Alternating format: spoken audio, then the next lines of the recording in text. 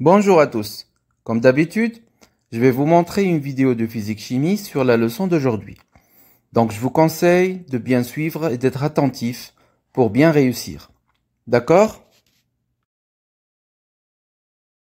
Oui, c'est clair, monsieur. Parfait. Donc on peut commencer maintenant.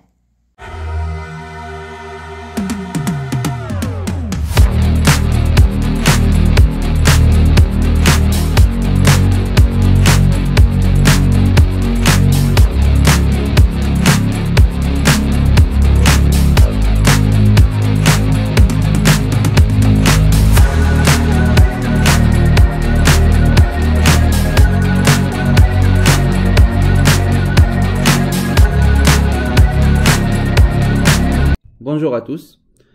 Dans le cadre de la spécialité physique-chimie, et exactement bien sûr en mécanique, je vais vous présenter aujourd'hui donc l'essentiel du cours des 3 chapitres qu'on a vus ensemble pour parler un tout petit peu des lois de Newton et de Kepler, concernant bien sûr les mouvements. Donc avant de commencer, je vais parler tout d'abord de quelques notations, de quelques grandeurs vectorielles qu'on a utilisées bien sûr pour calculer tout ce qui est position, vitesse ou accélération d'un système en mouvement. Donc ici on parle des vecteurs. Donc je commence par la position. Donc bien sûr on doit en mécanique bien choisir les référentiels. Si on a bien sûr choisi un référentiel qui sera supposé galiléen, donc il a comme origine le point O, donc on pourra détecter la position du point M qui représente le système en mouvement ou le centre de masse d'un objet en mouvement. Donc le vecteur position sera noté OM, qui a bien sûr des coordonnées comme ici x de t, y de t. Et si on parle de l'espace, on doit ajouter bien sûr une autre composante z de t. Donc cette position est exprimée en mètres. Donc ici la particularité cette année, c'est de pouvoir utiliser la dérivée. Si on connaît bien sûr les équations horaires x de t et y de t d'un mobile en mouvement, donc on pourra par la suite dériver ces expressions pour obtenir le vecteur vitesse v, qui sera bien sûr la dérivée du vecteur position par rapport au temps. Donc on aura aussi pour ce vecteur des composantes ou des coordonnées Vx et Vy qui représentent les dérivés respectifs donc des positions x et y par rapport au temps. Bien sûr, la vitesse est exprimée en mètres par seconde. Si on passe à la dérivée encore une fois, on va obtenir ce qu'on appelle le vecteur accélération qui sera donc calculé soit à partir du vecteur vitesse ou à partir du vecteur position en faisant la dérivée bien sûr. Par exemple ici pour la composante AX, on a AX est égal à donc la dérivée par rapport au temps de la composante Vx de la vitesse, ou la dérivée seconde par rapport au temps de la composante x. Et bien sûr, l'accélération est exprimée en mètres par seconde carré. Donc ça, c'est concernant l'utilisation des différentes grandeurs vectorielles pour utiliser aussi en mathématiques la dérivée. Passons maintenant à quelques natures de mouvements ou quelques caractéristiques donc des mouvements. On sait que le mouvement par rapport à un référentiel peut être un mouvement rectiligne ou circulaire. Et dans le mouvement, bien sûr, on peut avoir plusieurs caractéristiques. Soit un mouvement uniforme, soit accéléré, soit ralenti. Donc on va essayer de diviser ces 3 catégories en 2 pour généraliser. Et ici, à partir par exemple du mouvement rectiligne, on peut par exemple ici dire qu'on a 2 catégories. Soit le mouvement est uniforme, soit il est uniformément varié, c'est-à-dire soit un mouvement accéléré ou ralenti. Donc qu'est-ce qui se passe lorsqu'on a un mouvement uniforme, donc c'est-à-dire rectiligne et uniforme? La vitesse sera une constante. Et puisqu'on a vu tout à l'heure que la vitesse, ce n'est autre que la dérivée de la position, l'accélération aussi, c'est la dérivée de la vitesse. Donc puisque la vitesse est une constante, donc sa dérivée est nulle. Donc ici, lorsque le mouvement est uniforme, on doit retenir que la vitesse est constante et l'accélération est nulle. Si on passe maintenant à un mouvement uniformément varié, donc c'est-à-dire que la vitesse n'est pas une constante, elle est variable. Si je dérive donc cette variable qui va dépendre du temps bien sûr, on va avoir une accélération constante. Donc la particularité ici, c'est que lorsque l'accélération et la vitesse ont le même sens, c'est-à-dire donc à partir d'un schéma, si on a l'opportunité de voir ces deux vecteurs en même temps, donc s'ils ont le même sens, on peut dire que le mouvement est accéléré. Et si ils ont un sens opposé, donc le mouvement sera ralenti. Donc ça c'est à propos d'un mouvement rectiligne. Passons maintenant au mouvement circulaire. Donc comme d'habitude, on peut diviser ce mouvement en deux parties, soit uniforme, soit varié. Donc si le mouvement est circulaire uniforme, donc comme d'habitude, donc la valeur de la vitesse est égale à une constante. Et lorsque le mouvement il est circulaire varié, donc la valeur de la vitesse est variable, c'est-à-dire elle va dépendre du temps. Mais comme on a vu aussi, lorsqu'il s'agit d'un mouvement circulaire, on doit bien sûr utiliser le repère de Freinet pour caractériser l'accélération et la modéliser dans ce repère où son centre est le centre de masse, ou bien sûr le centre de l'objet M en question qui est en mouvement de rotation ici. Et les deux axes sont donc l'axe UN qui représente la composante normale par rapport à la trajectoire, et UT qui est la composante tangentielle. Donc à partir de ce repère de Freinet, on peut exprimer l'accélération dans ce repère. Donc ça sera égal à V au carré sur grand R qui représente bien sûr le rayon de la trajectoire fois la composante UN plus la dérivée par rapport au temps de la vitesse fois la composante UT. Donc ça c'est dans le cadre d'un mouvement circulaire varié. Passons maintenant au cas particulier lorsque la vitesse est constante dans le mouvement circulaire uniforme. Donc normalement si la vitesse est constante, la dérivée par rapport au temps de la vitesse va être nulle. Donc ce qui va donner une autre expression plus simple de l'accélération en fonction seulement de la composante normale, c'est-à-dire que A est égal à V au carré sur R fois le vecteur UN. Donc ici on aura une accélération dirigée directement vers le centre de la trajectoire, circulaire bien sûr. Passons maintenant à une autre partie abordée dans ce thème de mécanique, tout ce qui est donc lié à la deuxième loi de Newton. Donc ici, il faut faire attention, pour utiliser bien sûr cette deuxième loi de Newton, on doit utiliser un référentiel galiléen, ainsi bien sûr caractériser le centre de masse de l'objet en question qui est noté grand G. Donc après avoir choisi ces deux paramètres, on peut facilement par la suite appliquer la deuxième loi de Newton qui dit que la somme des forces appliquées à ce système doit être égale à la masse fois son accélération, donc bien sûr par rapport au centre de masse de l'objet. Il faut faire attention, il faut bien exprimer bien sûr les différentes grandeurs avec les unités correspondantes. Pour les forces, ça sera en newton. Pour la masse, c'est le kilogramme. Et pour l'accélération, c'est mètre par seconde au carré. Donc il faut faire attention lors de l'application afin de pouvoir trouver bien sûr la valeur de la somme des forces ou déterminer, si on connaît bien sûr les normes des forces appliquées au système, la valeur de son accélération. Donc ça c'est concernant la deuxième loi de Newton. Maintenant, je passe à une autre partie concernant le mouvement dans un champ uniforme. Donc on a ici, comme vous le voyez, deux cas. Si on parle du champ bien sûr de pesanteur terrestre, le vecteur G, ou bien sûr si on parle des particules dans l'échelle microscopique, on a ce qu'on appelle le champ électrique E. Donc je vais parler de la partie gauche.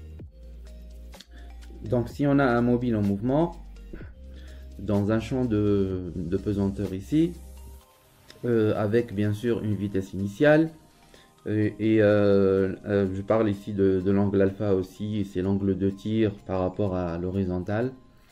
On observe ici que la trajectoire est une parabole. Qu'est-ce qu'il faut faire ici? Il faut connaître comment bien sûr déterminer les coordonnées des vecteurs qu'on a parlé tout à l'heure au début de la vidéo, accélération, vitesse et position. Donc ici la seule différence par rapport à ce qu'on a vu tout à l'heure, c'est pour passer du vecteur position au vecteur vitesse jusqu'à arriver au vecteur accélération, on a vu qu'il faut faire ce qu'on appelle des dérivés.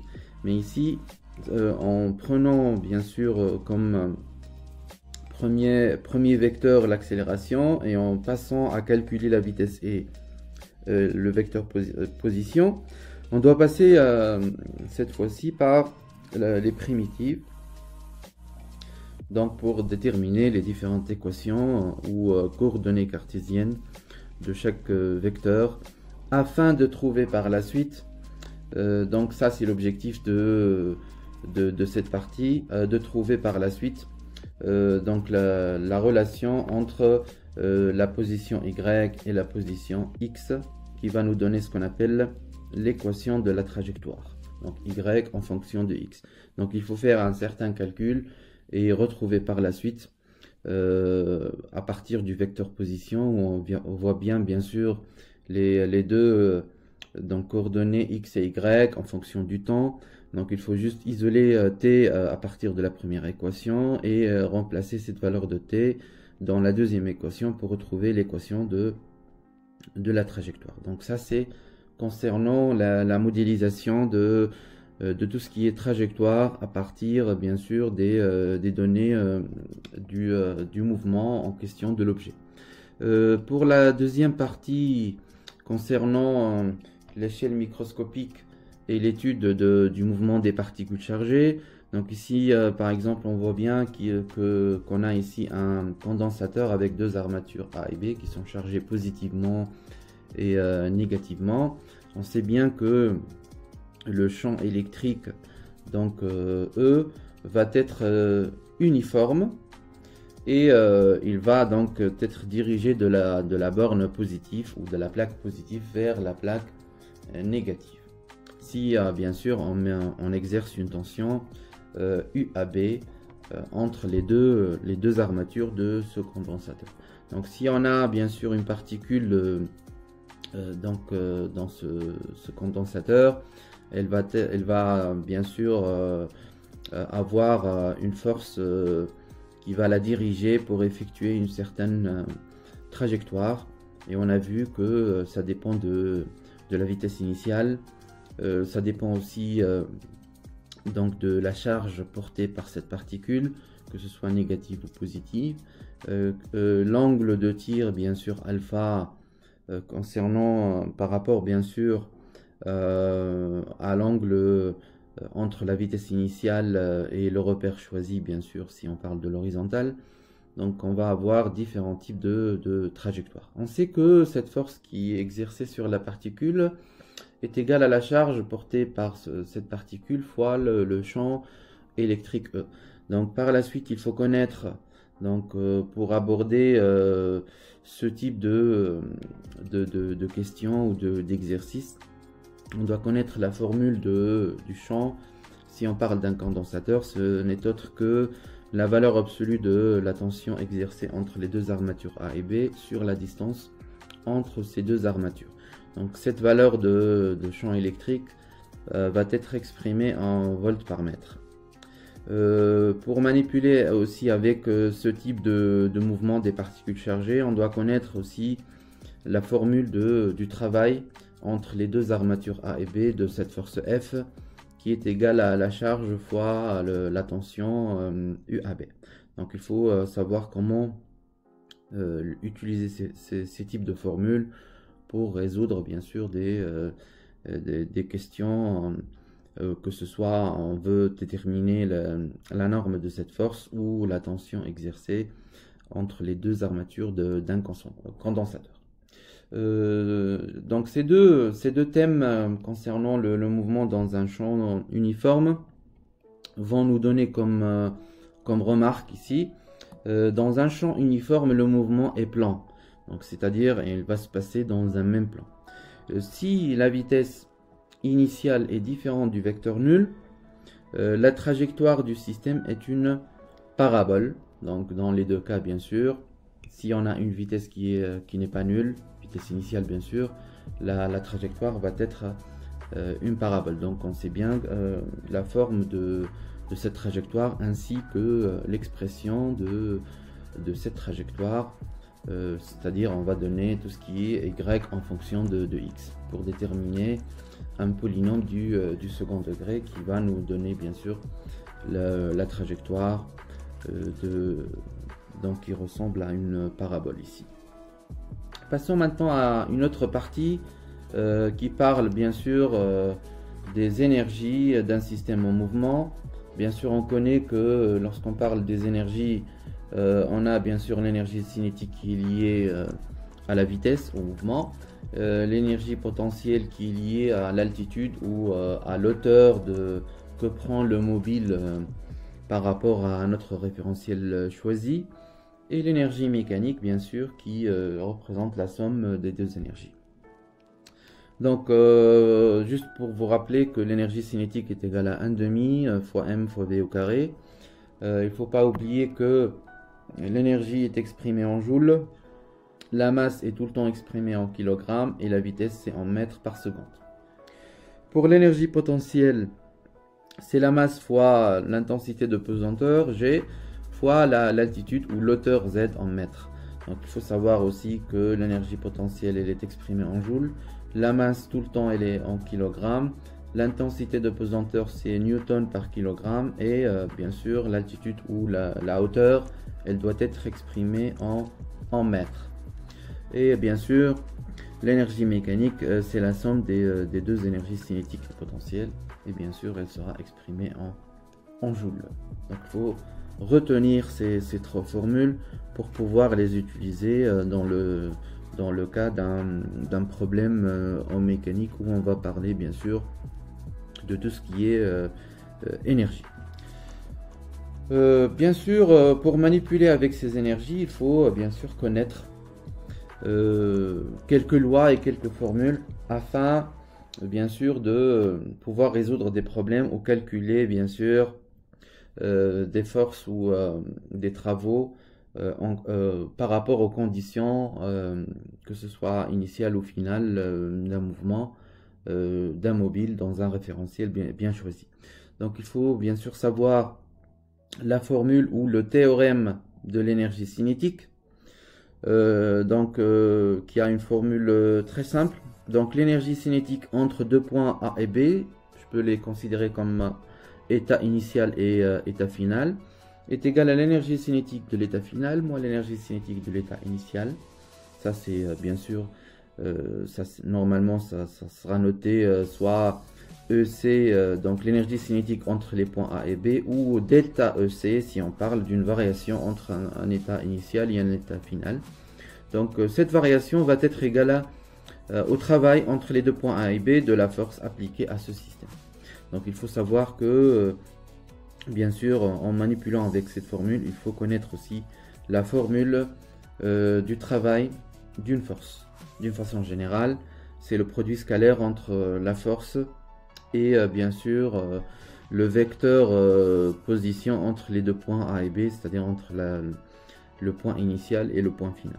Donc ce produit scalaire va nous donner bien sûr une formule très connue qui n'est autre que la norme de la force F fois la norme de AB fois cosinus de l'angle que fait le vecteur F avec le vecteur AB, qu'on le note généralement l'angle alpha. Donc il faut faire attention ici quand la valeur ou le signe du travail va dépendre de cet angle. Donc le travail peut être nul, positif ou négatif en fonction de la valeur de cet angle. Donc il faut faire attention. Et on termine avec la dernière partie donc de ce thème de mécanique, en parlant bien sûr des lois de Kepler. Si on parle bien sûr ici dans le cas particulier du mouvement bien sûr des planètes autour des astres attracteurs. Donc ici les lois sont un peu simples. Donc je commence par la première loi donc, qui s'appelle loi des orbites. Donc il faut connaître bien sûr que réellement à partir d'un référentiel héliocentrique, c'est-à-dire je parle ici du Soleil, la trajectoire du centre de masse d'une planète, par exemple je prends le cas de la Terre, est une ellipse, donc c'est pas un cercle, c'est pas parfaitement circulaire, donc c'est une ellipse dans le centre de masse du Soleil est l'un des foyers. Donc ici on voit bien dans la figure que les foyers sont appelés ici F et F', et bien sûr le Soleil va prendre la position d'un foyer, puisque ici on ne parle pas d'un centre d'un cercle, ici on parle des deux foyers d'une ellipse. Donc ici si on prend un référentiel héliocentrique, c'est-à-dire dans le centre et le Soleil, ça va être l'un des foyers de cette ellipse qui représentera l'orbite de la planète qui tourne autour de cet astre donc attracteur. Donc ça c'est loi des orbites. Il faut bien sûr ne pas oublier que la trajectoire c'est une ellipse. Donc si on dit ellipse, on doit connaître bien sûr ses caractéristiques.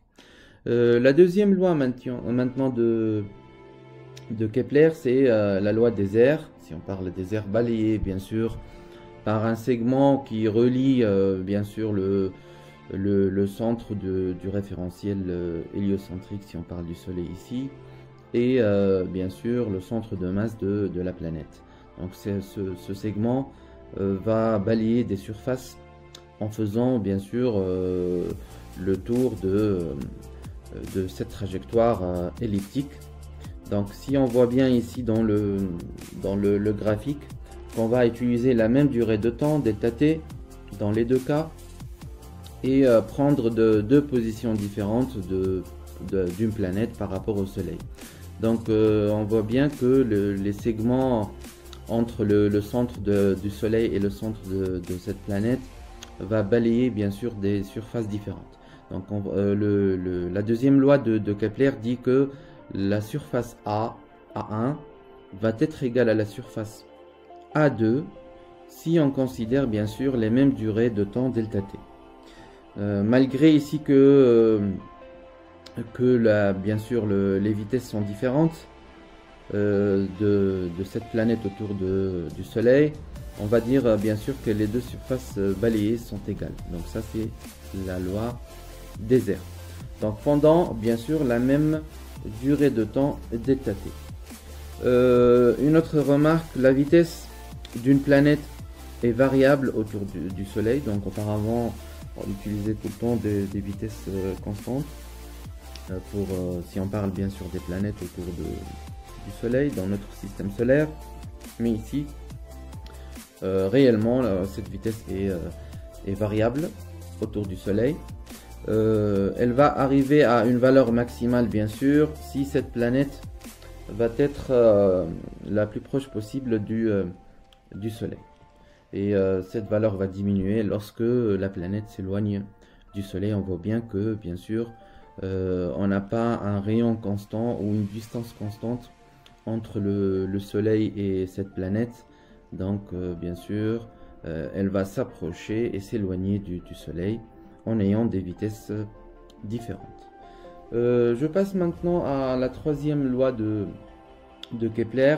Donc c'est la loi des périodes. Donc si je regarde bien sûr ce troisième schéma, je peux le résumer pour dire que la planète P va faire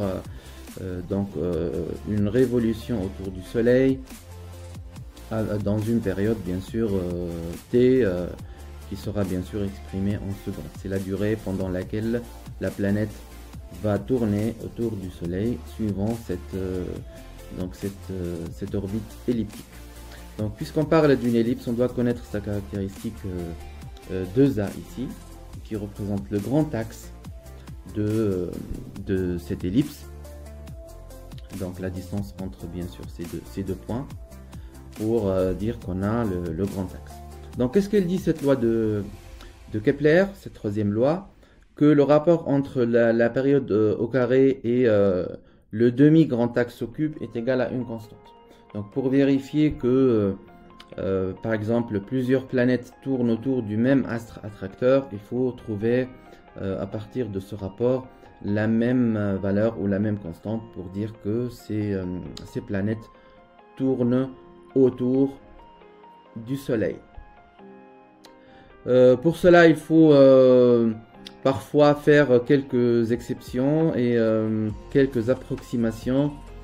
Si on parle par exemple d'un mouvement, d'un satellite naturel autour de sa planète, on peut parfois faire des approximations pour dire que le mouvement de ce satellite naturel est un mouvement circulaire.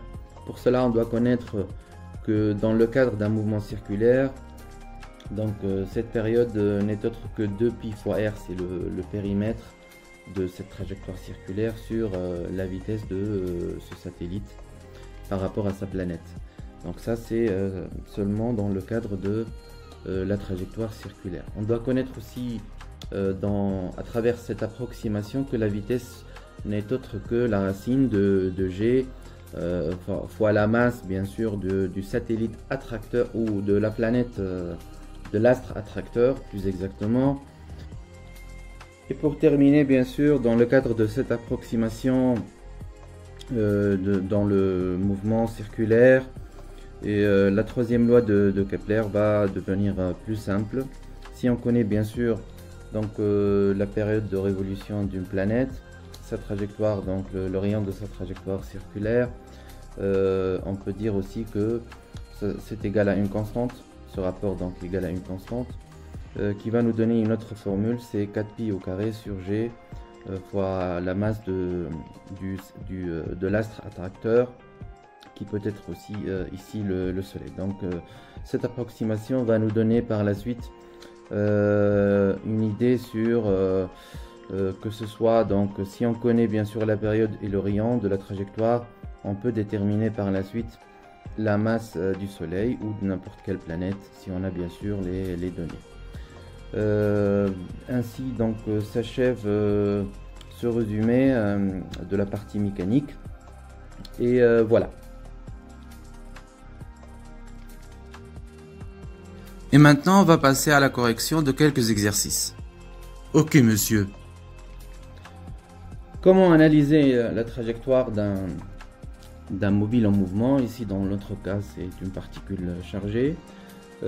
Afin d'utiliser par la suite la deuxième loi de Newton, trouver donc les composantes ou les coordonnées cartésiennes de l'accélération, faire des primitives pour retrouver la vitesse et le vecteur position, et par la suite retrouver donc l'expression de la trajectoire effectuée par cette particule à l'intérieur d'un condensateur plan, et à la fin pour retrouver donc des grandeurs inconnues. Donc on va voir ici à partir de cet exercice le mouvement d'une particule chargée. Donc je commence à analyser les données de cet exercice. Donc on a ici à partir de cette expérience deux plaques P1 et P2. Donc je suis en train de lire ou de décrire le graphique. Donc la particule à l'instant t égale à 0, elle va se retrouver au point O, donc c'est l'origine du repère OXY, avec bien sûr une vitesse initiale V0 qui sera horizontale. Donc ici il s'agit de l'électron donc qui va effectuer cette trajectoire. Il va être supposé bien sûr ponctuel et soumis à la seule force grand F, qu'on va essayer de retrouver son expression par la suite. Donc le mouvement bien sûr il se passe dans un référentiel supposé galiléen pour pouvoir utiliser bien sûr la deuxième loi de Newton. La trajectoire est effectuée dans le repère OXY, Et on a bien sûr quelques données qu'on doit analyser, comme ici la longueur des plaques, la vitesse V0 avec laquelle donc est lancé l'électron, la valeur du champ électrique et la déviation HS qui est représentée ici, c'est la déviation avec laquelle est effectué le mouvement de cette particule chargée. Par la suite, donc la première question, exprimer la force électrique qui s'applique sur l'électron. Donc d'après l'énoncé, on a une seule force appliquée à ce système qui représente ici l'électron. Donc c'est la force F. Donc normalement l'expression de la force F, ça sera en général F est égal à la charge Q de la particule fois le champ électrique E. Donc dans notre cas, la charge de cet électron c'est moins E, qui a une masse aussi ME. Donc je parle ici de l'électron. Donc par la suite, la valeur ou l'expression de cette force va être F est égal à moins E, donc la charge électrique, fois le champ électrique grand E. Donc ça c'est concernant l'expression de cette force. Donc normalement, à partir de ce cas particulier de trajectoire, on peut même définir quels sont les signes des charges portées par les deux plaques P1 et P2 du condensateur. Donc puisque on a ici un électron qui va se déplacer donc à travers cette trajectoire, donc on a ici l'électron au départ, donc il va faire plusieurs positions jusqu'à arriver au point S. Donc si je prends ici l'électron, il a une charge négative, donc on voit bien à partir de cette trajectoire qu'il y a une déviation vers la plaque P1. Donc cela veut dire que la plaque P1 est chargée positivement et la plaque P2 doit être chargée négativement. Donc tout cela va nous ramener à dire que le champ électrique il est dans cette direction et dans ce sens. Donc ici on connaît bien que le champ électrique il est vertical aux plaques d'un condensateur et comme sens bien sûr il va être dirigé de la borne positive vers la borne négative des plaques du condensateur. Par la suite, qu'est-ce qu'il faut faire? Puisque ici la force est égale à moins E fois grand E, donc la force F va avoir un sens opposé à celui du champ électrique. Donc je peux dessiner par exemple à partir de ce deuxième point le vecteur force F.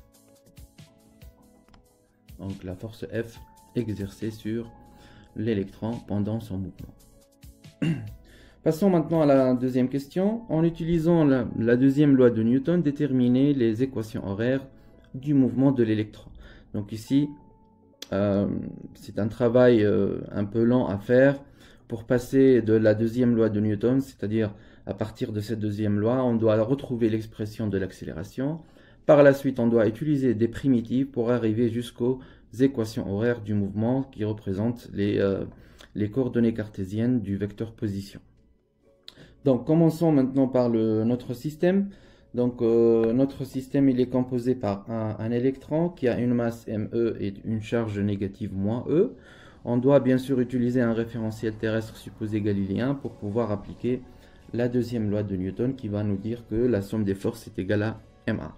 Et puisque on a une seule force qui est exercée à ce système, donc on peut écrire par la suite que MA est égal à ME fois l'accélération A. Donc ça c'est la première application de la deuxième loi de Newton. Donc on a remplacé la somme des forces par la force électrique, donc F, et bien sûr la masse par la masse de l'électron fois l'accélération. Donc on remplace la valeur de F par sa valeur qui est égale à moins E fois E est égale à ME fois l'accélération. Donc on peut par la suite retrouver l'expression de l'accélération en fonction du champ électrique.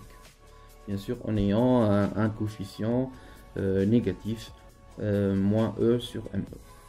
Par la suite on peut déterminer, puisqu'on connaît maintenant la direction et les coordonnées du vecteur champ électrique E, on peut déterminer par la suite les coordonnées du vecteur accélération A. Donc puisque à partir du schéma E, donc A comme composante, donc 0 sur l'axe des abscisses et E ou moins E exactement sur l'axe des ordonnées, puisqu'ils n'ont pas le même sens que le vecteur, donc que l'axe OY. Donc je peux déterminer facilement les coordonnées du vecteur donc accélération. Donc AX est égal à 0 et AY est égal à E sur ME fois grand E. Donc ça c'est concernant la partie coordonnées du vecteur accélération. Donc pour passer maintenant à la vitesse, on doit appliquer ici une primitive pour pouvoir bien sûr retrouver la valeur de V, puisqu'on connaît que A n'est autre que la dérivée de la vitesse par rapport au temps. Donc on doit faire la primitive de A pour retrouver les expressions des coordonnées de V. Donc puisque AX est égal à 0, donc la primitive de 0 c'est une constante, qu'on va l'appeler ici Cx. Et la dérivée d'une constante, c'est on doit multiplier cette constante fois le temps t, puisque t représente ici la variable, plus une constante qu'on va l'appeler Cy. Donc qu'est-ce qu'on doit utiliser ici pour retrouver ces coefficients? Bien sûr, tout ce qui est donc Cx et Cy, on doit passer aux conditions initiales, puisqu'on connaît déjà que la vitesse donc est horizontale, c'est-à-dire elle suit l'axe des x. Donc on peut dire que les composantes de V0, la vitesse initiale, sont V0 et 0. Donc on doit appliquer par la suite les conditions initiales, c'est-à-dire AT égale à 0. C'est-à-dire on doit remplacer ce T par 0 pour retrouver exactement les valeurs des coefficients Cx et Cy. Donc si on fait le calcul, on va retrouver que Vx est égal à V0 et Vy est égal à donc le coefficient E sur ME fois le champ électrique fois T. Donc ça c'est concernant la recherche des coordonnées de la vitesse. Donc pour passer maintenant au vecteur position, il faut faire la même chose. Donc il faut passer à la primitive, puisqu'on connaît que la vitesse ce n'est autre que la dérivée du vecteur position ici par rapport au temps. Et puisqu'on connaît ici que la particule électron c'est un point, donc qu'on peut l'appeler grand G, pour dire que OG ça représente le vecteur position de cet électron en mouvement. Donc la même chose, on doit faire les primitives pour arriver à retrouver des expressions avec d'autres bien sûr constantes suite à cette primitive, et appliquer bien sûr les mêmes conditions initiales à t égale à 0, les remplacer dans les deux expressions. Donc t égale à 0, il faut le remplacer pour retrouver les valeurs des constantes. Donc puisqu'on connaît déjà que à t égale à 0, la particule se trouve à l'origine du repère, donc on a ici 0 mètre et 0 mètre. Donc en appliquant donc ces conditions initiales, on va retrouver bien sûr les coordonnées du vecteur donc position. X égale à V0 fois t et Y est égal à E sur 2 fois ME fois donc la valeur du champ électrique grand E fois t au carré. Donc il ne faut pas oublier que la primitive de A fois t c'est 1/2 fois A fois t au carré. Donc j'ai appelé ici les deux équations, les deux coordonnées 1, 2, les équations 1 et 2 pour pouvoir les utiliser par la suite. Dans la troisième question, donc il nous donne ici déterminer l'équation cartésienne. Déterminer l'équation cartésienne de la trajectoire de l'électron. Donc ça c'est à calculer à partir normalement de la dernière étape de la deuxième question, qui sont les équations horaires qu'on a retrouvées à partir de la question 2. Donc qu'est-ce qu'il faut faire? Il faut faire un petit calcul pour déterminer une forme d'expression où on va mettre y en fonction de x en éliminant le temps. Donc ici dans le calcul, je vais utiliser ici l'équation numéro 1 du vecteur position OG pour déterminer t en fonction des autres grandeurs. Donc ici t est égal à x sur V0. Donc qu'est-ce qu'il faut faire? Il faut utiliser maintenant la deuxième équation et remplacer t par sa valeur x sur v0 pour retrouver à la fin donc une équation de ce type qui représente bien sûr l'équation de la trajectoire.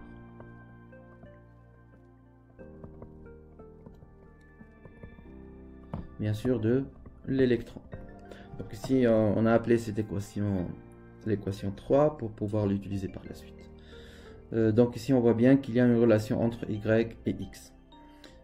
Si on regarde bien la forme de cette équation, c'est une équation d'une parabole.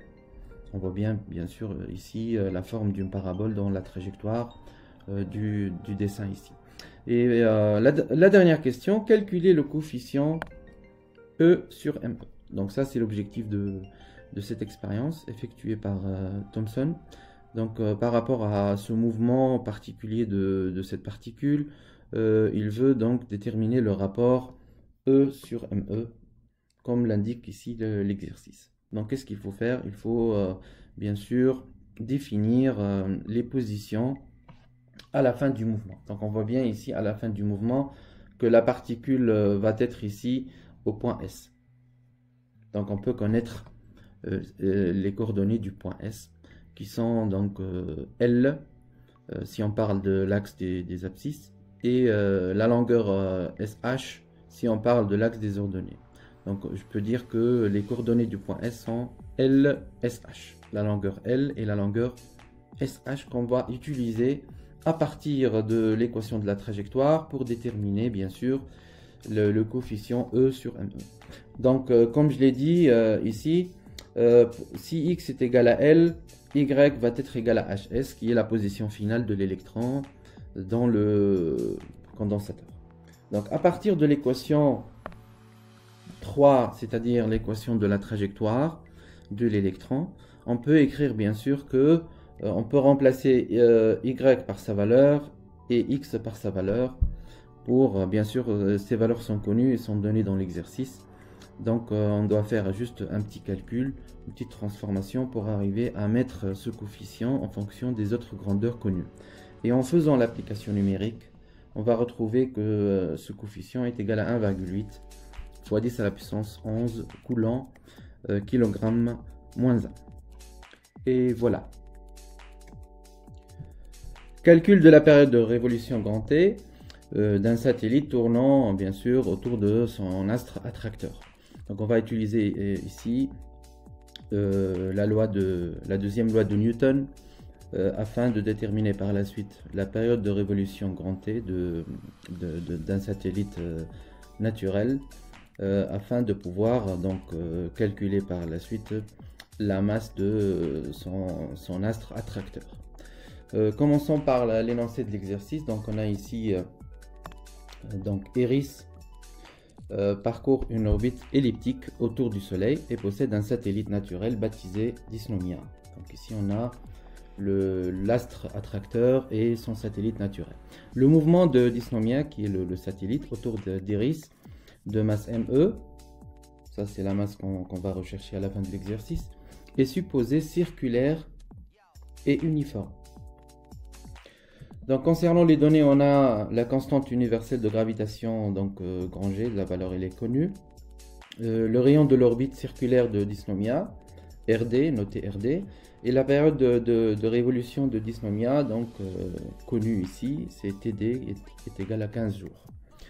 Donc ici, à partir de la première question, définir le référentiel permettant d'étudier le mouvement de Dysnomia autour d'Eris.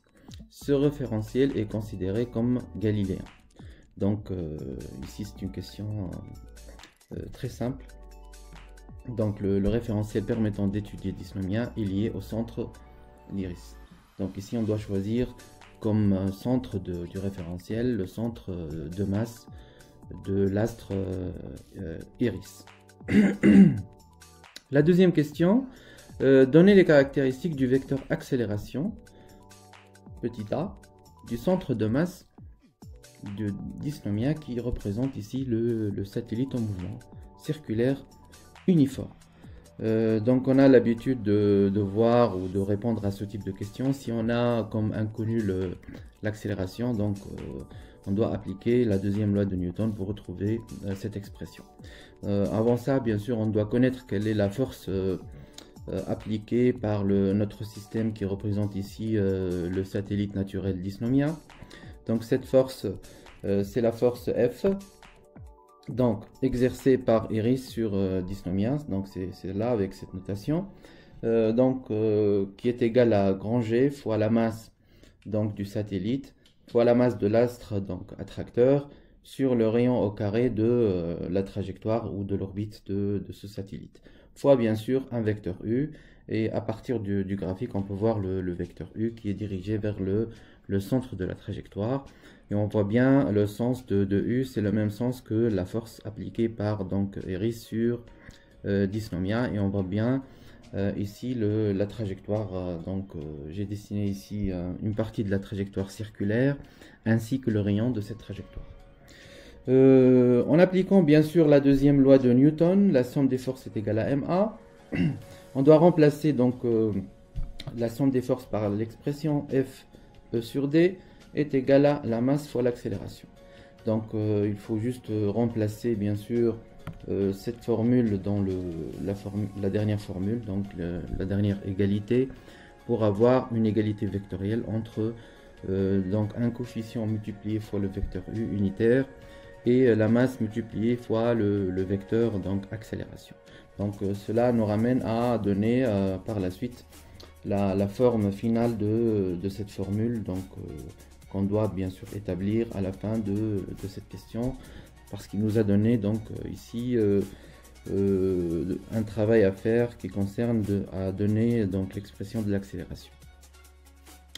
On peut ajouter bien sûr les caractéristiques de ce vecteur pour bien préciser donc cette grandeur. Comme point d'application, ce sera le centre de masse du satellite naturel Dysnomia. La direction, comme on le voit dans le schéma ici, c'est perpendiculaire à la trajectoire. Le sens, c'est vers le centre d'Iris, parce qu'ici A et U sont bien sûr collinaires et ont le même sens. Et la valeur, c'est la norme bien sûr de ce vecteur qui est égal à G fois la masse d'Iris sur le rayon de la trajectoire de Dysnomia au carré. Donc ça, c'est concernant la deuxième question de cet exercice. La troisième question montrait, bien sûr ici, que la période de révolution TD de Dysnomia a pour expression, donc TD égale à 2π fois racine de RD au cube sur G fois ME. Donc ici, bien sûr, c'est une formule un peu connue. On doit savoir comment la retrouver et comment la démontrer.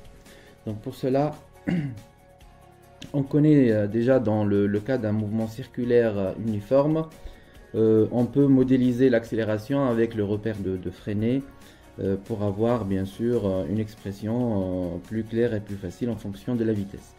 On connaît déjà que la dérivée de la vitesse est égale à 0 parce qu'ici l'accélération a une seule composante normale avec la direction du vecteur U. Donc on aura dv sur dt égale à 0. Il nous reste dans la formule seulement la composante normale qui est égale à bien sûr à v au carré sur rd, le rayon de la trajectoire. Donc ça c'est l'expression de AN. Donc on voit bien ici qu'on a établi deux expressions de l'accélération, donc celle-là dans la question 2 et maintenant dans la question 3 en utilisant le repère de Freinet. Donc si on fait l'égalité entre ces deux expressions de l'accélération, on peut par la suite retrouver la valeur ou l'expression de la vitesse par la suite, qui est égale à la racine de g fois la masse de Iris sur le rayon de la trajectoire de Dysnomia. Par la suite, puisque le mouvement est circulaire, bien sûr, si on parle de la période t, c'est d'un temps, c'est une durée. Donc on doit utiliser la formule classique t est égal à la distance sur la vitesse. Ici, la distance parcourue en faisant toute la rotation, c'est le périmètre de cette trajectoire circulaire, donc qui est égal à 2π fois le rayon sur la vitesse. Donc ça, c'est l'expression de la période de révolution de Dysnomia.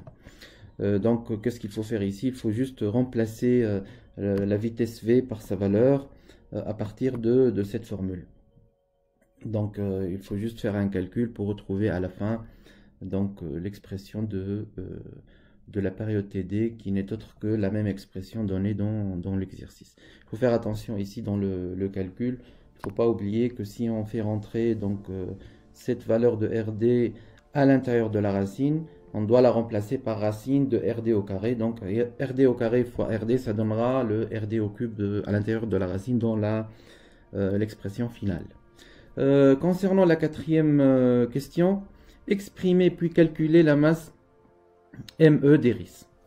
Donc c'est simple puisqu'on a bien sûr dans les données la valeur de bien sûr de la période de révolution TD. On a le rayon de la trajectoire, on a la constante G. Donc il suffit de réécrire la même expression de cette période de révolution pour bien sûr avoir l'expression de la masse en fonction des autres. Donc ici il faut passer au carré, donc de t à t au carré pour éliminer bien sûr la racine et avoir bien sûr par la suite la relation de la masse ME en fonction des autres grandeurs de l'exercice. Donc on aura une formule ME est égal à 4pi au carré fois RD au cube sur G fois donc la période de révolution au carré.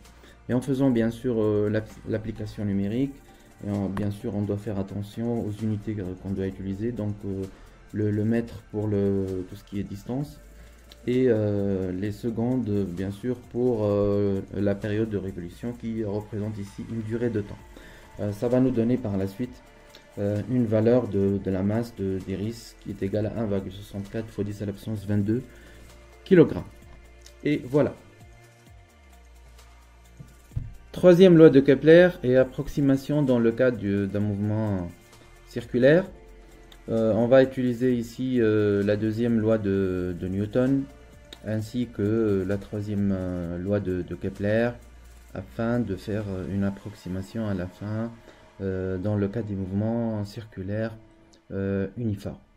Donc à partir de l'énoncé de cet exercice, on a bien sûr Neptune possède plusieurs satellites bien sûr naturels, dont les plus connus sont Triton et Néréide. Donc ici on a deux satellites naturels, Triton et Néréide, qui tournent autour de Neptune. On a l'orbite de Néréide autour de Neptune qui ressemble ici à une ellipse, mais on doit le confirmer bien sûr à l'aide des dimensions données dans l'exercice qui sont petit a et petit b. Donc le demi-grand axe et le demi-petit axe de l'ellipse. Dans le cas où A est égal à B, bien sûr, on aura un cercle parfait. Justifier, la première question, justifier que le mouvement de Néréide n'est pas circulaire dans le référentiel centré sur Neptune. Donc comme on le sait ici à partir de l'énoncé, que Néréide tourne autour de Neptune. Donc pour confirmer cela, il faut juste voir les dimensions petit a et petit b à partir du document A. Donc ici on peut dire d'après la figure du document A, on remarque que B est inférieur à A. Donc ici B est différent de A à partir du donné de l'exercice. Si B est différent de A, donc la trajectoire est une ellipse avec ses caractéristiques, donc petit a et petit b comme je l'ai dit. Donc A c'est le demi grand axe et B c'est le demi petit axe de l'ellipse. Donc pour rédiger la réponse, on dit que dans les référentiels centrés sur Neptune, le mouvement de Néréide n'est pas circulaire. Donc ça c'est la question numéro 1. De petit a, donner l'expression de la troisième loi de Kepler. Donc la troisième loi de Kepler dans le cas du mouvement circulaire de Triton autour de Neptune. Donc de Triton autour de Neptune. Donc donner l'expression de la troisième loi de Kepler dans le cas de ce mouvement circulaire. Donc pour cela, on doit bien sûr spécifier quel est le système en question qui est en mouvement. Donc c'est Triton. Et en utilisant bien sûr le référentiel neptunocentrique, qui est le référentiel ici choisi dans ce type de mouvement, puisque Triton tourne autour de Neptune. Et en appliquant bien sûr la deuxième loi de Newton, la somme des forces est égale à m fois l'accélération. On doit bien sûr donc donner l'expression de la force appliquée à ce système, qui n'est autre que la force donc exercée par Neptune sur Triton, qui est égale à G donc fois la masse de Triton fois la masse de Neptune sur le rayon de l'orbite de Triton au carré, fois bien sûr le vecteur donc un normal à la trajectoire, puisqu'il s'agit ici d'une trajectoire circulaire, et on mentionne ici le mouvement qui est circulaire dans la question numéro 2. Donc on aura par la suite l'expression de l'accélération qui n'est autre que cette expression-là, donc G fois la masse de Neptune sur le rayon de l'orbite de Triton au carré fois le vecteur un, puisqu'on doit simplifier par la suite par la masse de petit m de Triton. Maintenant, je peux donner les caractéristiques de ce vecteur ou les coordonnées exactement de ce vecteur. Donc A a deux coordonnées ici, AN et AT, donc composante normale de l'accélération qui est égale à G fois Mn sur R Triton au carré, et la composante tangentielle ici elle est nulle suite à cette direction prise par le vecteur donc normal ici. Par la suite, qu'est-ce qu'il faut faire? Donc on va prendre cette expression de la composante normale de l'accélération et ajouter bien sûr la valeur très connue de la composante normale, qui n'est autre que la vitesse au carré sur le rayon de la trajectoire, par bien sûr comme d'habitude à l'aide du repère de Freinet, et la composante donc normale de l'accélération va être égale à v au carré sur le rayon de la trajectoire. Donc en faisant cette égalité, on peut trouver bien sûr la formule de la vitesse, qui n'est autre que donc la racine de g fois mn sur r Triton. Donc ça, c'est une formule très connue qu'on doit tout le temps connaître comment la retrouver. D'autre part, donc bien sûr, pour retrouver la période de révolution, on doit tout le temps penser à cette durée de temps, qui n'est autre égale que la distance d sur la vitesse v, et cette distance parcourue pendant la rotation ou la révolution autour de l'astre attracteur, ce n'est autre que le périmètre de cette trajectoire circulaire, donc qui est égal ici à 2π fois le rayon de cette trajectoire sur la vitesse v.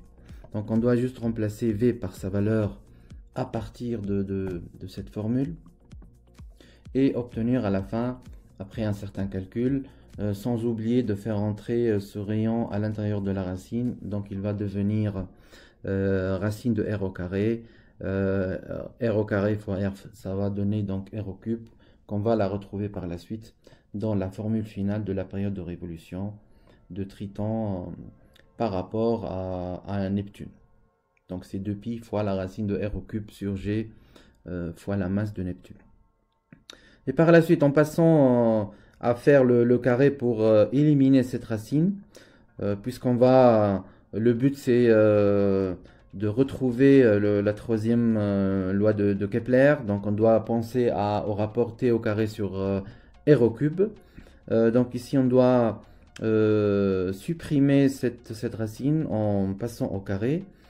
Ça va donner bien sûr cette formule, et par la suite, en faisant le rapport entre t carré et bien sûr le r au cube de Triton, on va donc retrouver la troisième loi de Kepler. Donc t au carré sur r au cube, ça va donner 4π au carré sur g fois la masse de Neptune, qui est bien sûr une constante. Donc ici, en appliquant la troisième loi de Kepler, lorsqu'on a un mouvement circulaire. La deuxième question de 2b, donc faire l'application numérique.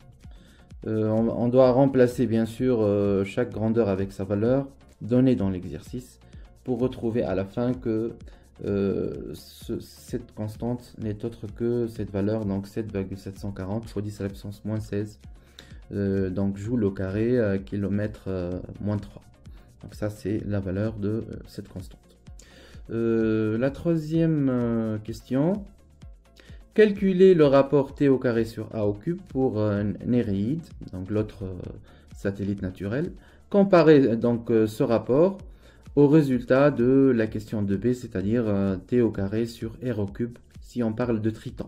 Donc ici, on va comparer entre les deux applications de la troisième loi de Kepler, entre les deux satellites qui tournent autour du même astre attracteur Neptune.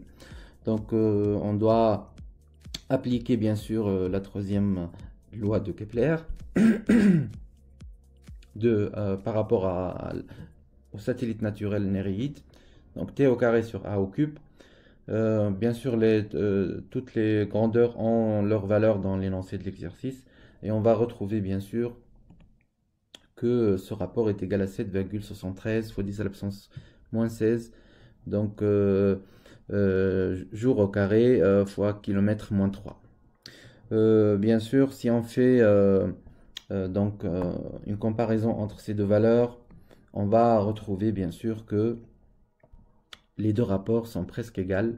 Si on fait une petite approximation bien sûr au dixième près, donc si on parle de 7,7 fois 10 à la puissance moins 7 jours au carré, kilomètre moins 3, donc on aura la même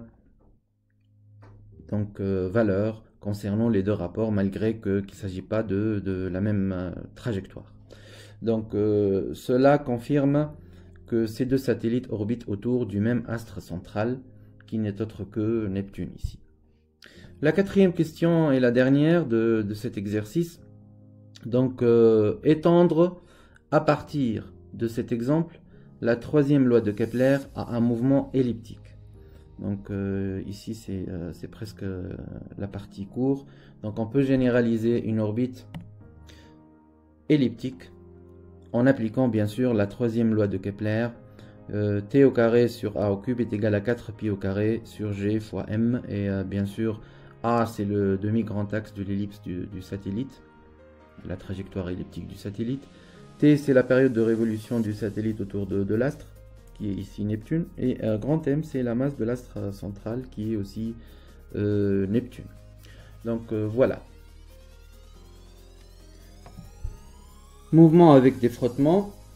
D'habitude on fait les exercices liés à la mécanique en négligeant les forces de frottement. Ici dans cet exercice on a une force de frottement puisqu'on va parler de la chute verticale d'une balle dans une huile à partir de la photo ici dans une éprouvette graduée. On peut mettre de l'huile et bien sûr lancer une balle en chute verticale.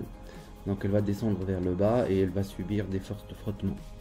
On va voir ce qui se passe en appliquant bien sûr la deuxième loi de Newton et de trouver le comportement de mouvement de cette balle. Donc ici à partir de l'exercice on va étudier les moteurs à combustion comme les moteurs des voitures. Pour minimiser bien sûr les frottements entre les pièces mécaniques, on utilise des huiles. Et dans le document 1, bien sûr, on voit bien qu'il y a trois types d'huiles utilisées et on a bien sûr comme indication le coefficient de viscosité de chaque huile à une température de 20 degrés Celsius. Donc à partir de cet exercice, on va voir à la fin quel type d'huile est utilisé dans cette expérience, en essayant d'exploiter la courbe de la vitesse en fonction du temps.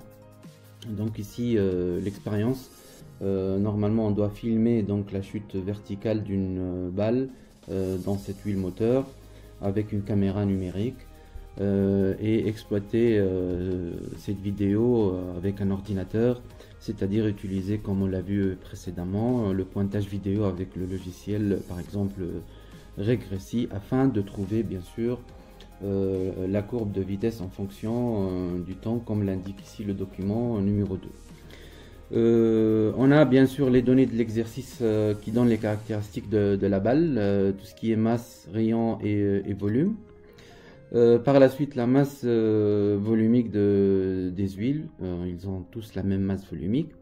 la constante de pesanteur, donc G, et l'expression bien sûr de la poussée d'Archimède, FA est égal à moins ρ de l'huile, fois V, bien sûr le volume, fois donc le vecteur champ de pesanteur terrestre G.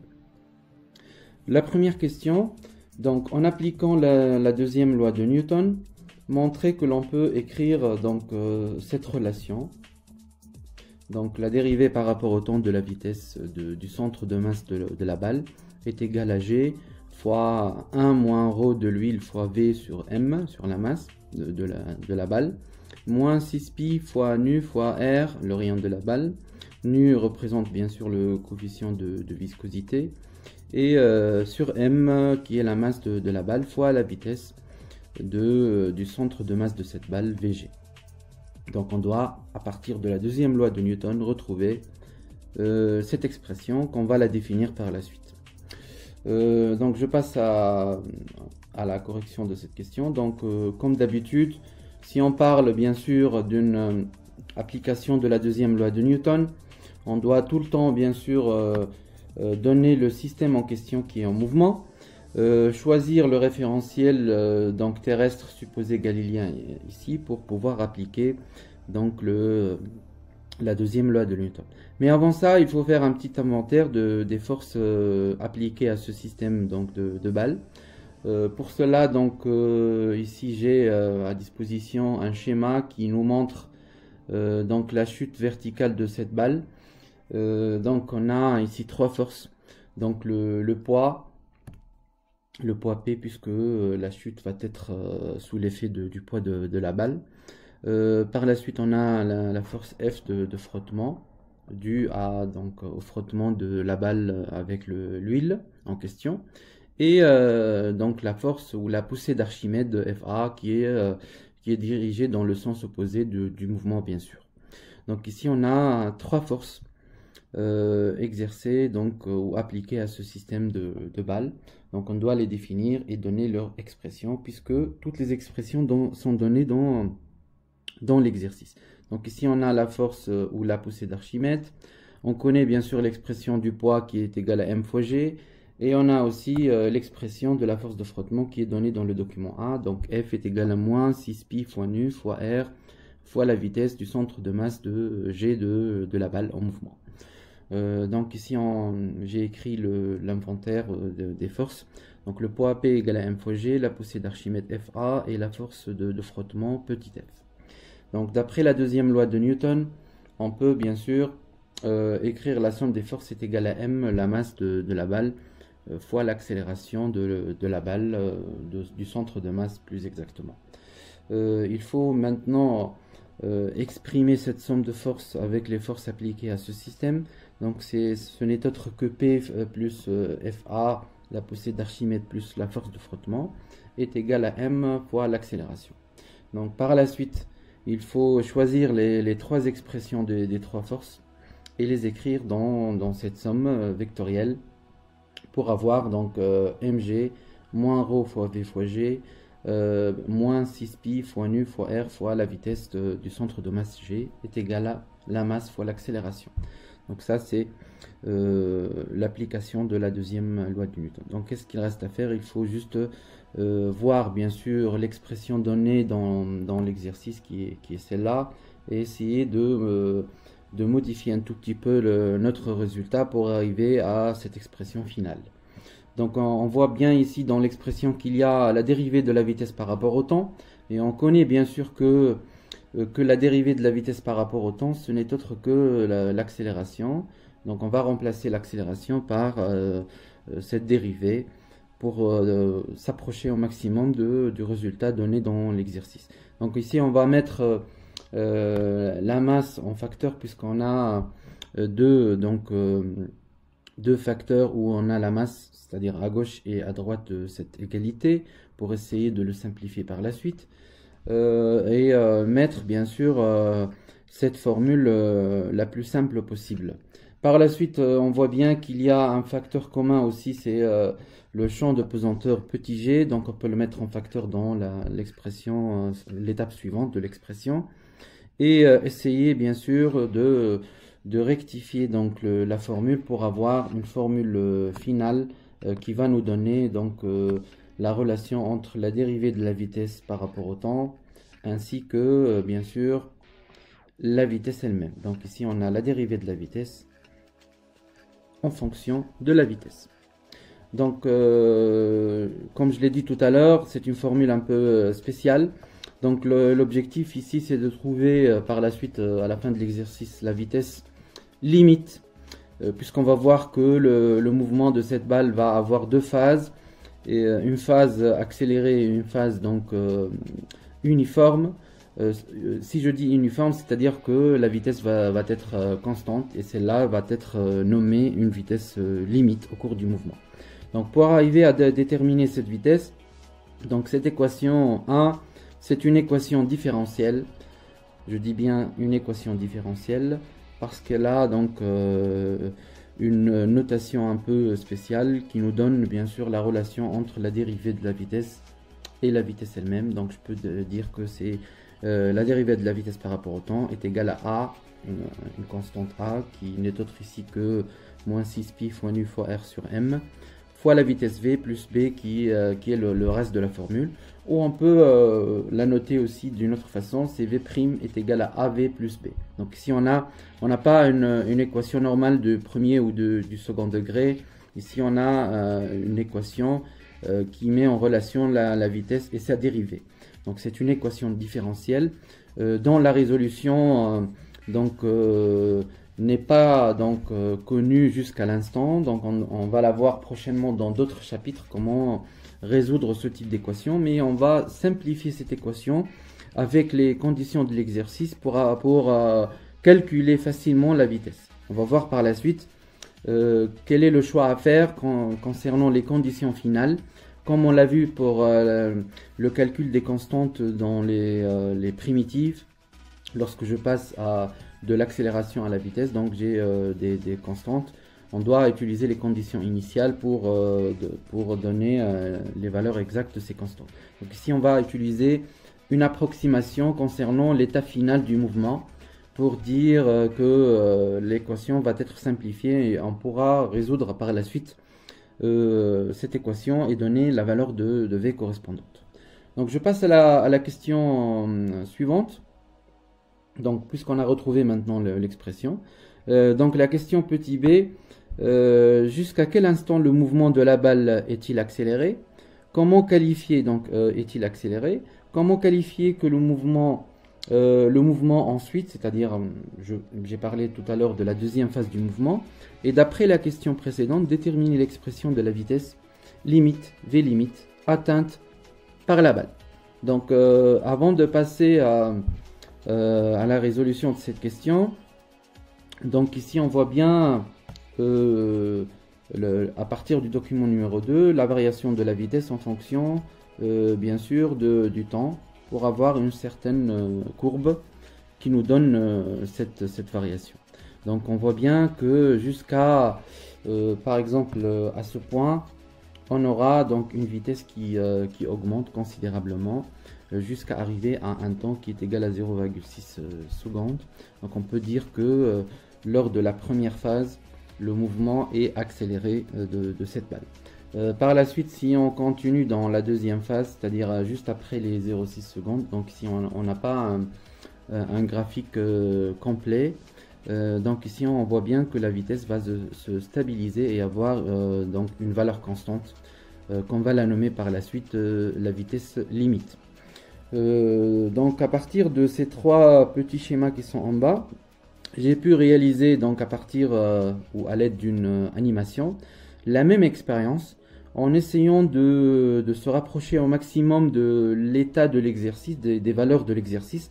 Donc j'ai bien choisi donc les valeurs des coefficients de viscosité donc qui sont donnés dans l'énoncé dans le tableau. Donc j'ai choisi les mêmes valeurs ainsi que la même densité bien sûr de l'huile, où là on parle ici de la masse volumique, le même rayon de la balle qui est donné aussi dans l'exercice, et bien sûr le même delta t, puisque je peux voir ici que le delta t dans la courbe c'est 0,1 une seconde qui nous permet de faire ces différents pointages lors du pointage de la vidéo avec par exemple le régressi. Donc j'ai utilisé le même delta t concernant ces différents points. On les voit ici dans la chronophotographie de la balle qui est en mouvement dans ce type d'huile. Donc on voit bien, ce qui nous intéresse ici, c'est la courbe de la vitesse en fonction du temps. Donc on voit bien ici que dans les trois courbes, on a deux phases. Donc une phase où le mouvement est accéléré, et par la suite on aura une deuxième phase où le mouvement est uniforme. Donc dans les trois cas, même si on change de viscosité de l'huile, on aura le même type de mouvement. Donc ici un mouvement accéléré, et la deuxième partie c'est le mouvement donc uniforme. Donc un mouvement accéléré dans le troisième cas et une deuxième phase qui représente un mouvement uniforme. Donc on peut confirmer que le mouvement admet deux phases, une phase accélérée et une phase uniforme. Donc on va utiliser la deuxième phase pour faire une petite approximation afin de simplifier l'équation différentielle qu'on a retrouvée tout à l'heure à partir de la question petit a. Donc ici je passe à la correction de cette question. Donc d'après les graphiques, document 2 et les animations que je viens de montrer à l'instant, donc on a bien qu'on constate que la vitesse augmente jusqu'à la valeur t égale 0,6 secondes, comme je l'ai montré dans le schéma. Donc le mouvement de la balle est accéléré. Donc ici je parle de la première phase du mouvement à partir des courbes. Après cet instant, donc maintenant on parle de la deuxième phase, donc c'est juste après la valeur 0,6 secondes, la vitesse reste constante. Donc on peut donc en déduire que le mouvement de la balle est rectiligne uniforme. Donc à cet instant on va parler de tout ce qui est vitesse limite, c'est-à-dire lorsque la vitesse va être constante au cours du mouvement. Donc à partir de cette date, c'est-à-dire la deuxième phase, l'accélération est donc nulle. Donc ça c'est l'approximation qu'on va utiliser à partir de l'état final du mouvement pour essayer de simplifier l'équation différentielle de tout à l'heure. Donc ici, à partir de cette approximation, on a dit que l'accélération elle est nulle. Donc ici, je peux dire que la dérivée de la vitesse par rapport au temps est égale au vecteur nul. Donc on voit bien que ce terme est représenté dans l'équation différentielle numéro 1, donc je peux l'utiliser maintenant. Donc en utilisant l'expression ou l'équation numéro 1, je peux simplifier donc le calcul pour dire ici que la même expression de tout à l'heure est égale au vecteur nul. Par la suite, il faut faire juste un petit arrangement aux expressions. Donc je vais mettre un terme à droite pour avoir bien sûr une expression de la vitesse. Et à la fin, on peut retrouver bien sûr l'expression de cette vitesse en fonction des autres grandeurs. Donc ça va donner donc la vitesse du centre de masse de la balle est égale à m fois g sur 6pi fois nu fois r, le tout fois 1 moins 1 ρ de l'huile bien sûr fois le volume sur la masse. Donc ça c'est l'expression de la vitesse en essayant de résoudre bien sûr l'équation différentielle en faisant donc une petite simplification à partir de l'état final du mouvement. La dernière partie c'est l'identification du type d'huile utilisée dans l'exercice ici. Donc on a juste une question générale. Identifier l'huile moteur étudiée parmi les huiles du document numéro 1. Donc à partir du tableau du document 1, donc on a trois valeurs du coefficient de viscosité qu'on va essayer de calculer et d'identifier par la suite quel type d'huile utiliser, c'est-à-dire SAE 10 ou 30 ou 50 dans les moteurs à combustion bien sûr. Donc ici on va essayer de calculer ce coefficient de viscosité par la suite avec bien sûr la formule de cette vitesse. Donc si on passe maintenant à la norme de l'expression numéro 2, bien sûr on élimine l'écriture vectorielle, ça va nous donner bien sûr nu est égal à m fois g sur 6π fois le rayon de la balle fois la vitesse de la balle, le tout fois 1 moins ρ fois v sur la masse.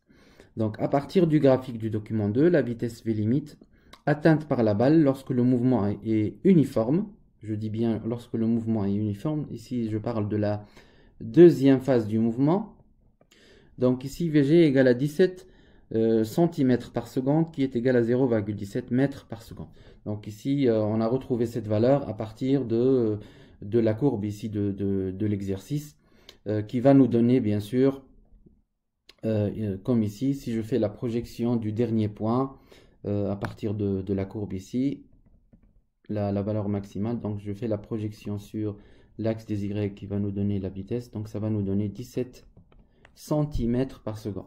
Donc il ne faut pas oublier ici que lorsqu'on manipule avec les vitesses, il faut utiliser l'unité mètre par seconde. Donc ici on a 0,17 mètres par seconde. Donc on passe à l'application numérique à partir de la formule, que je peux l'appeler ici la formule numéro 3. Donc en passant, ça va nous donner bien sûr la masse doit être exprimée bien sûr en kilogrammes. G c'est mètre seconde moins 2. Tout ce qui est distance, ici on a le rayon R, c'est en mètres, et la vitesse en mètres par seconde. Continuons avec bien sûr la masse volumique, c'est grammes par centimètre cube. Le volume c'est en centimètres cubes, et bien sûr la masse ici c'est en kilogrammes. Maintenant, on va retrouver que par la suite que la valeur de cette viscosité est égale à 0,69 pascal seconde. Donc ça, c'est l'unité utilisée pour le coefficient de viscosité de l'huile. Donc à partir du tableau, la dernière valeur du tableau va nous donner 0,700 pascal seconde. Donc on peut confirmer que d'après le tableau du document 2, l'huile utilisée, c'est l'huile SAE 50. Donc voilà, ainsi donc s'achève cet exercice, et à la prochaine.